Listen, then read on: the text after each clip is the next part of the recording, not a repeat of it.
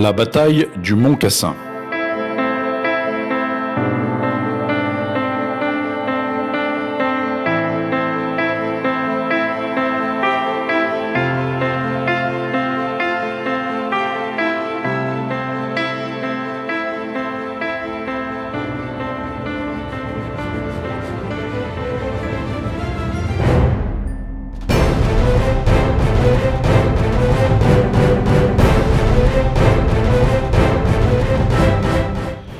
Il était une fois en Italie, au pied du mont Cassin, non loin de l'abbaye fondée au VIe siècle par saint Benoît, patron de l'Europe, un escadron de chars dont les soldats étaient les Français d'Algérie. Ils avaient été mobilisés dans les armées françaises durant la Seconde Guerre mondiale, équipés de matériel américain, et avaient repris la lutte contre les forces allemandes aux côtés des Britanniques et des Américains pour contribuer à la libération de l'Europe. Depuis des mois, les troupes allemandes leur barraient la route, ici, sur les rives du fleuve Garigliano.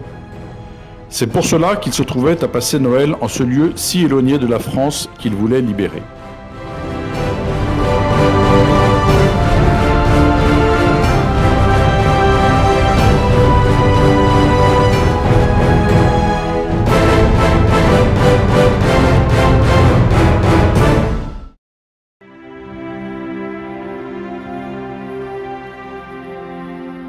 Trois soldats d'un équipage de chars, Paul, Jacques et Claude, étaient partis chercher dans la campagne de quoi améliorer le repas de Noël de la section.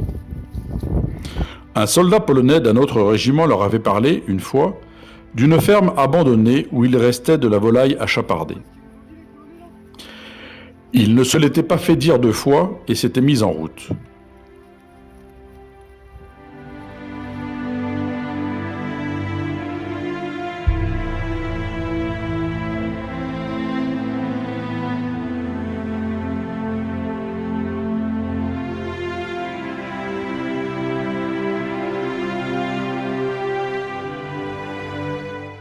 Faire le mur, s'emparer de 6 poules, une dans chaque main, avait été chose aisée.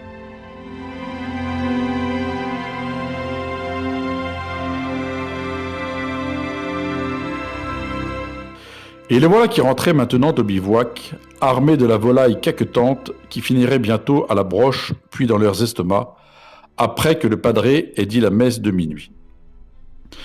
Ils marchaient gaiement, oubliant les heures d'angoisse de la bataille, les assauts, le char embourbé en pleine avancée, qu'il fallait abandonner sous le tir précis des balles allemandes. La guerre leur semblait loin tout d'un coup, en cette veille de Noël, trêve traditionnelle et tacite entre les armées.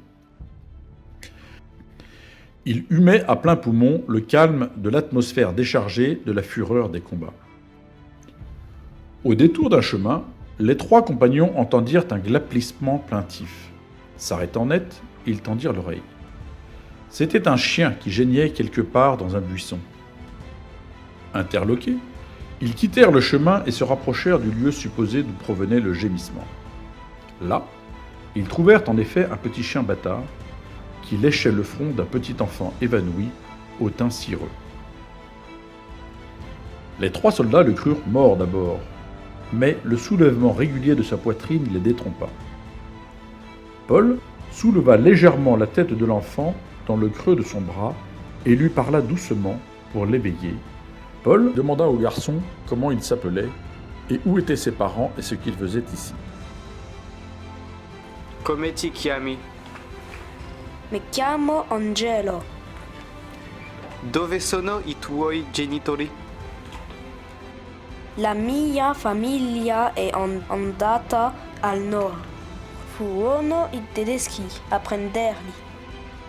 Il s'appelait Angelo.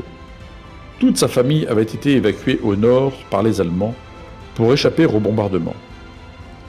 Tout était allé si vite que lui-même n'avait pu être embarqué. Il était ce jour-là en vadrouille avec son petit chien. Lorsqu'il était arrivé à la maison, elle était vide. Il avait erré depuis des jours entiers sans pouvoir manger, évitant les lignes allemandes comme celles des Alliés. Enfin, ses forces lui avaient fait défaut et il s'était évanoui dans ce buisson. Les trois soldats avaient au moins compris l'essentiel.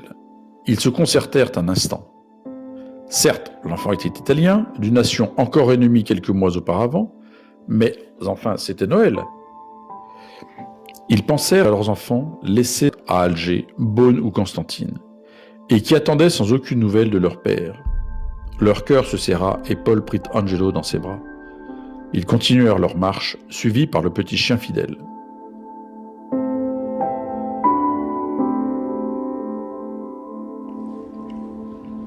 Ce soir-là, à l'escadron, on fêta Noël avec l'enfant qui reçut sa part de poulet rôti.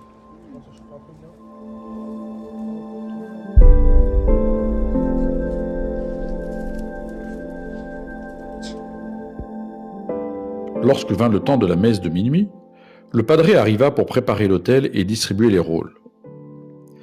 Prêtre missionnaire au Gabon avant la guerre, il servait maintenant comme aumônier militaire avec une autorité que tous lui reconnaissaient.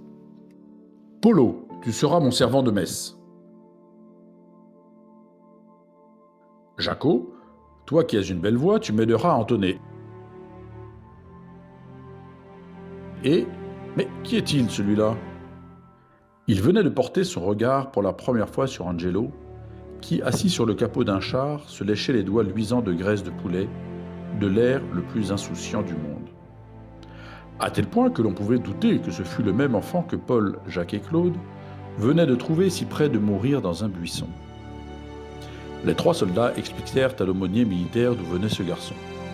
Celui-ci répondit « C'est bien, chapardeur de poules, votre bonne action rachète vos forfaits. » Sans leur laisser le temps de répondre qu'il était tout de même bien content de profiter de leur prise dans les campagnes pour améliorer son assiette, le padré s'adressa à l'enfant dans un italien impeccable et rapide que les 3 soldats ne parvenaient pas à suivre. « Ciao Angelo, visto che sei con noi, anche per te deve essere Natale, faremo un bellissimo asilo nido, lo vuoi? I nostri soldati faranno Maria, Giuseppe e i pastori, ma a noi serve un Gesù bambino. Vuoi prendere questo posto? Ritorna a te perché sei il nostro regalo di Natale. Vi abbiamo accolto come dobbiamo accogliere Gesù, che è il nostro Dio. » Visiblement, l'aumônier lui posait des questions auxquelles Angelo répondait positivement, le sourire aux lèvres. Quand leur conversation s'acheva, le padré se tourna de nouveau vers les soldats. En un tour de main, ce fut décidé. On trouva une vieille toile de parachute que l'on découpa en forme de tunique pour l'enfant. On demanda un mulet au Goumier, soldat de montagne des troupes françaises d'Afrique du Nord.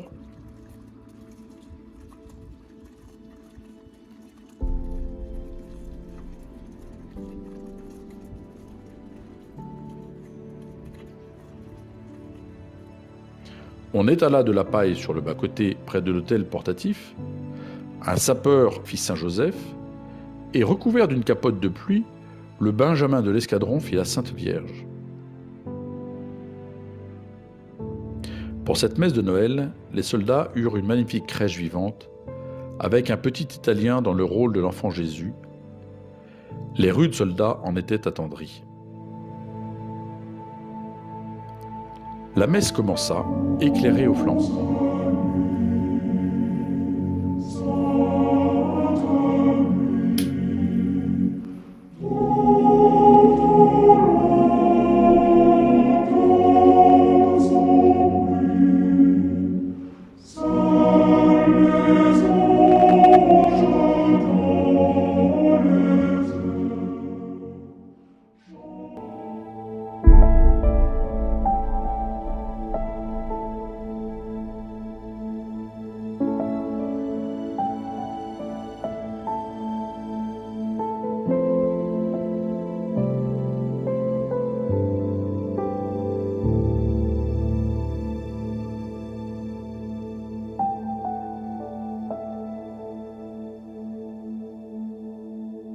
Lorsque le padré en fut à l'homélie de la nuit de Noël, Angelo s'était endormi contre le flanc du mulet couché dans la paille. La scène n'avait pas échappé aux soldats et plus d'un ne put s'empêcher de penser à l'Évangile.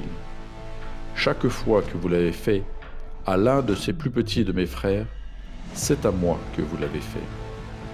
Alors, émus aux larmes, ceux qui songèrent à ce verset comprirent qu'en accueillant ce petit enfant perdu, en le réchauffant, en le nourrissant, ils avaient reçu chez eux l'enfant Jésus.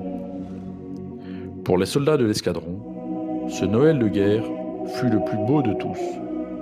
Et longtemps, ils le racontèrent en songeant au petit enfant, lorsque la paix les ramena chez eux, dans leurs appartements d'Alger, de Beaune ou de Constantine.